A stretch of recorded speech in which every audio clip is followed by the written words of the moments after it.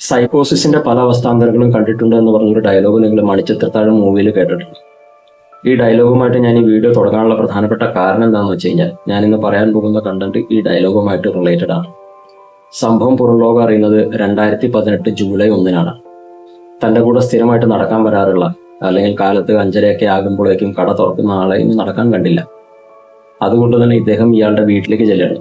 വീട്ടിൽ ചെല്ലുമ്പോൾ വീടിന്റെ വാതിലൊക്കെ തുറന്നു കിടക്കുന്നു. അതുകൊണ്ട് തന്നെ അദ്ദേഹത്തിന് സംശയം അദ്ദേഹം നേരെ വീട്ടിലേക്ക് ചെല്ലുകയാണ്, വീടിന്റെ അകത്തേക്ക് കയറുകയാണ്.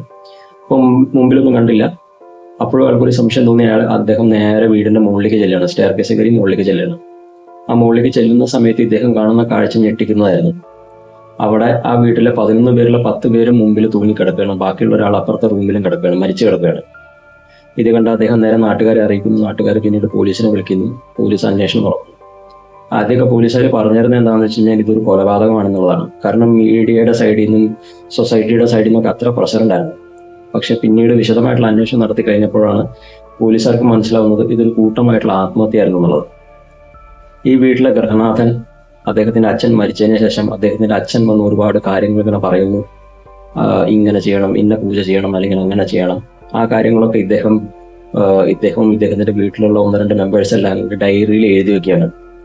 ആ ഡയറിയാണ് പിന്നീട് പോലീസുകാർക്ക് കിട്ടുന്നതും പോലീസുകാർക്ക് മനസ്സിലാവുന്നത് ഇതൊരു കൊലപാതകമല്ല, ഇതൊരു കൂട്ടമായിട്ടുള്ള ആത്മഹത്യയായിരുന്നു എന്നുള്ളത്. പക്ഷേ ഈ പോലീസുകാർ പറയണത് എന്താണെന്ന് വെച്ച് കഴിഞ്ഞാൽ ഇതിൻ്റെയൊക്കെ മാസ്റ്റർ മൈൻഡ് ഈ വീട്ടിലെ ഗൃഹനാഥനായിരുന്നു എന്നുള്ളതാണ്. കാരണം ഇദ്ദേഹമാണ് ഈ രീതിയിലുള്ള പ്ലാനിംഗ് ഒക്കെ നടത്തിയിരുന്ന, ഈ രീതിയിലുള്ള പൂജയൊക്കെ ചെയ്യണം എന്നുള്ള വീട്ടുകാരോട് പറഞ്ഞിരുന്നതും പിന്നീട് വീട്ടുകാർ ഇയാളെ അനുസരിച്ച് തുടങ്ങിയതൊക്കെ ഇദ്ദേഹത്തിന്റെ മാസ്റ്റർ മൈൻഡ് ആയിട്ടുള്ള ഒരാളായിരുന്നു എന്നുള്ളതാണ് പോലീസുകാർ പറയുന്നത്. പക്ഷേ ഈ റിപ്പോർട്ട്സ് എല്ലാം വന്നതിന് ശേഷം സൈക്കാട്രിസ്റ്റ് പറയുന്നത് എന്താണെന്ന് വെച്ച് കഴിഞ്ഞാൽ ഈ ഗൃഹനാഥൻ അല്ലെങ്കിൽ ഈ മാസ്റ്റർ മൈൻഡ് ആയിട്ടുള്ള ആള് ഇദ്ദേഹം ഒരു ഡില്യൂഷൻ ഡിസോർഡറിലൂടെ കടന്നു പോയിരിക്കുന്ന ഒരാളായിരിക്കാം, അല്ലെങ്കിൽ സൈക്കോസിന്റെ ഏറ്റവും ശക്തമായിട്ടുള്ള രീതിയിൽ അല്ലെങ്കിൽ ഏറ്റവും സിവിയർ ആയിട്ടുള്ള ഒരു പേഷ്യന്റ് ആയിരുന്നിരിക്കണം എന്നുള്ളതാണ്. കാരണം ഡില്യൂഷൻ ഡിസോർഡർ എന്ന് പറഞ്ഞു കഴിഞ്ഞാൽ കാണാത്തത് കാണുന്നു അല്ലെങ്കിൽ കേൾക്കാത്തത് കേൾക്കുന്നു, അതാണ് ഡില്യൂഷൻ ഡിസോർഡർ. സൈക്കോസിന്റെ ഏതാണ്ട് അതേപോലത്തെ രീതിയിലൊരു ഇഷ്യൂ ആണത്. അപ്പോൾ സൈക്കാട്രിസ്റ്റ് പറയുന്നത് ഈ ഒരു പേഷ്യന്റ് അങ്ങനെ ആയിരുന്നിരിക്കാം, അതുകൊണ്ടായിരിക്കാം കാണാത്തൊക്കെ കേൾക്കുന്നു എന്നുള്ള രീതിയിലൊക്കെ ഡയറിയിലൊക്കെ എഴുതി വെച്ചിരുന്നത്. അതുകൊണ്ടായിരിക്കാം പിന്നീട് ഇത് ആത്മഹത്യയിലേക്ക് എത്തുന്നത്.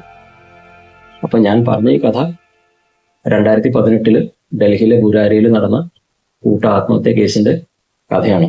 ഇത് നിങ്ങൾക്ക് യൂട്യൂബിൽ കാണാം, അല്ലെങ്കിൽ നെറ്റ്ഫ്ലിക്സിൽ ഇതിനെ പറ്റി ഒരു ഡോക്യുമെന്റേഷൻ വന്നിട്ടുണ്ട്, House of Secrets the Burari Deaths എന്ന് പറഞ്ഞ് നിങ്ങൾക്കത് കാണാവുന്നതാണ്. അപ്പം നമുക്ക് അടുത്ത വീഡിയോയിൽ വീണ്ടും. അതുവരെ ബൈ.